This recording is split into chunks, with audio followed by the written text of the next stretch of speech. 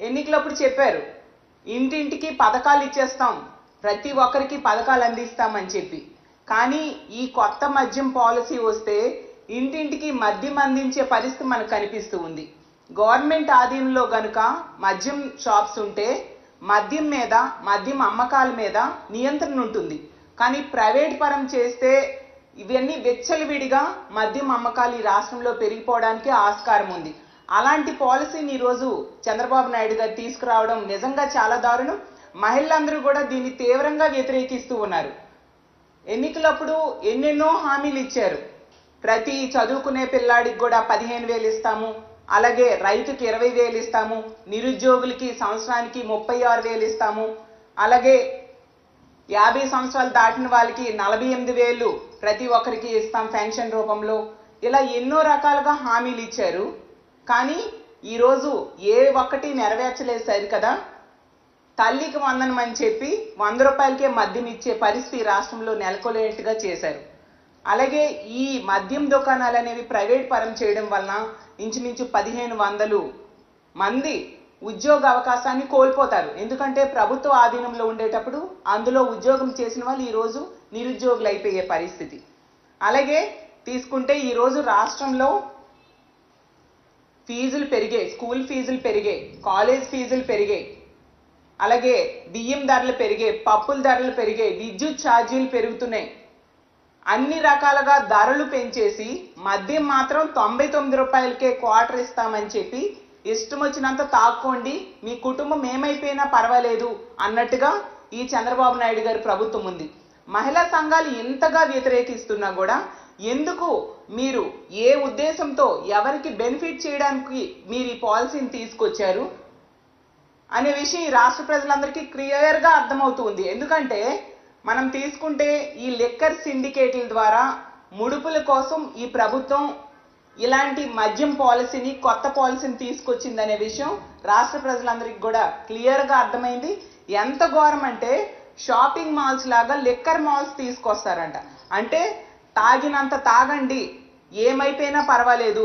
ఈ రాష్ట్రంలో ఈ మద్యపానం ఎక్కువైపోవడం వల్ల మళ్ళీ మహిళల మీద అత్యాచారాలు, హత్యలు మరింతగా పెరిగిపోతాయి. అవేమీ అవసరం లేదు, తాలిబొట్లు తెగిపోయినా పర్వాలేదు. కానీ రాష్ట్ర ప్రభుత్వంలో పెద్దలకి ఈ సిండికేట్ ద్వారా వచ్చే ముడుపులు అందితే చాలు అన్న టైపుగా ఉంది. గతంలో మనం చూసాం జగన్మోహన్ రెడ్డి గారి ప్రభుత్వంలో ఎంత చక్కగా మద్య నియంత్రణ చేశారు. ప్రభుత్వ ఆధీనంలో మద్యం షాప్స్ రన్ చేయడం జరిగింది, మనందరం కూడా చూడడం జరిగింది. జగనన్న ముఖ్యమంత్రి అయ్యాక 43,000 బెల్ షాప్స్ ని తొలగించడం జరిగింది. అలాగే 33% వైన్ షాప్స్ ని తగ్గించడం, మద్యం షాప్స్ ని తగ్గించడమే కాకుండా 4,300 వైన్ షాప్స్ ని 2,900కి తగ్గించేయడం జరిగింది. అలాగే చంద్రబాబు నాయుడు గారి టైంలో పెర్మిట్ షాప్స్ అని ఏర్పాటు చేసి ఇష్టం వచ్చినంత తాగించేవారు. వాటిని 4,300 పెర్మిట్ షాప్స్ ని జగనన్న ప్రభుత్వం అధికారంలోకి వచ్చాక తొలగించడం జరిగింది. అలాగే జగన్మోహన్ రెడ్డి గారు ముఖ్యమంత్రిగా ఉన్నప్పుడు ఒక్క డిస్టిలరీకి కూడా పర్మిషన్ ఇవ్వలేదు.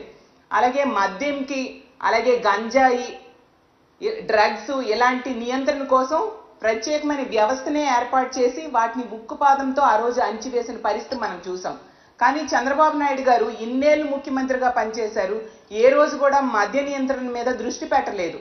మనం తీసుకుంటే ఆ రోజు ఎన్టీ రామారావు గారు మద్యపాన నిషేధం చేశారు. ఆ మద్యపాన నిషేధం చేశాక ఆ ఎన్టీ రామారావు గారికి వెన్నుపోటు పొడిచి అధికారం తీసుకున్నారు చంద్రబాబు నాయుడు గారు. అలాగే మద్యపాన నిషేధానికి కూడా వెన్నుపోటు పొడిచిన పరిస్థితి మనం చూసాం. అలాగే ఈ రాష్ట్రంలో ఉన్న డిస్టిలరీస్ లో చంద్రబాబు నాయుడు గారు ముఖ్యమంత్రిగా ఉన్నప్పుడు, అలాగే అసలు దేవుళ్ళంటే కూడా ఎంత చులకనగా మాట్లాడారంటే చంద్రబాబు నాయుడు గారు ఆ రోజు అయ్యప్ప స్వాములు టైంలో మద్యం అమ్మకాలు తగ్గిపోయి ప్రభుత్వానికి ఆదాయం తగ్గిపోతుంది అంటూ మద్యానికి దేవుళ్ళకి ముడివేసి వాళ్ళను కూడా చులకనగా మాట్లాడిన పరిస్థితి చూసాం. ఆ చంద్రబాబు నాయుడు గారి టైంలో వీధికి ఒక బెల్ షాప్ పెట్టి మద్యం ఏరులై పారేట్టుగా ఉండే పరిస్థితి మనం చూసాం. మళ్ళీ ఇప్పుడు అదే పరిస్థితి మనకు కనిపిస్తూ ఉంది. కాబట్టి దీన్ని మేము తీవ్రంగా ఖండిస్తూ ఉన్నాము. అలాగే చంద్రబాబు నాయుడు గారిని మహిళలతో మాట్లాడుతూ గత ప్రభుత్వంలో మంచి మద్యం ఇవ్వలేదు, మేము మంచి మద్యం ఇస్తాము అని చెప్తూ ఉన్నారు. మరి అయితే నేను చంద్రబాబు నాయుడు గారిని ఒకటే అడుగుతూ ఉన్నాను, మరి మంచి మద్యం ఇవ్వకపోతే అదే మద్యాన్ని ఈ 4 నెలలు ఎందుకు మీరు అమ్మారు? అలాగే ఆ డిస్టిలరీస్ ని ఎందుకు మీరు రద్దు చేయలేదు? మంచి మద్యం ఇవ్వకపోవడం వల్ల ప్రాణాలు కోల్పోయాయి అని అంటున్నారు కదా ప్రజల ప్రాణాలు. మరి అదే మద్యాన్ని ఎలా ఈ 4 నెలలు కంటిన్యూ చేశారు నేను అడుగుతూ ఉన్నాను. ఆ బ్రాండ్స్ ని ఎందుకు మీరు క్యాన్సిల్ చేయలేదు, తొలగించలేదు అని నేను అడుగుతూ ఉన్నాను. చంద్రబాబు నాయుడు గారికి ముందు నుంచి కూడా అబద్ధాలు చెప్పడంలో అందవేశని చెయ్య. కాబట్టి ఈ మద్యం విషయంలో కూడా ప్రజలు మభ్య పెట్టడానికి ట్రై చేస్తూ ఉన్నారు. ఈ రాష్ట్రంలో ఉన్న మహిళలందరూ కూడా దీన్ని తీవ్రంగా వ్యతిరేకిస్తూ ఉన్నాము. ఇలాంటి పాలసీ వలన తాగడం అనేది ఎక్కువైపోతుంది. మద్యం అమ్మకాల మీద నియంత్రణ ఉండదు. ఈ రాష్ట్రంలో క్రైమ్ రేట్ పెరిగిపోయే పరిస్థితి ఖచ్చితంగా కనిపిస్తూ ఉంది.